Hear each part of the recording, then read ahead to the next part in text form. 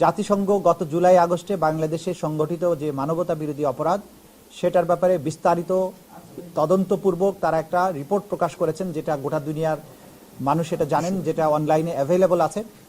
আমরা সেই রিপোর্টটার কপি পেয়েছি এবং সেই রিপোর্টে খুব সুস্পষ্টভাবে তারা বলেছেন যে বাংলাদেশে জুলাই আগস্টে যে আক্রমণটা হয়েছে, যে মানবতা বিরোধী অপরাধটা হয়েছে, সেটা ছিল ওয়াইড স্প্রেড এবং সিস্টেম্যাটিক। সেটা ছাত্র জনতাকে দমন করার জন্য সরকারের সকল ফোর্স আগ্নেয়াস্ত্র ব্যবহার করে, লিথাল ওয়েপন ব্যবহার করে, হেলিকপ্টার ব্যবহার করে তাদেরকে হত্যা করেছে।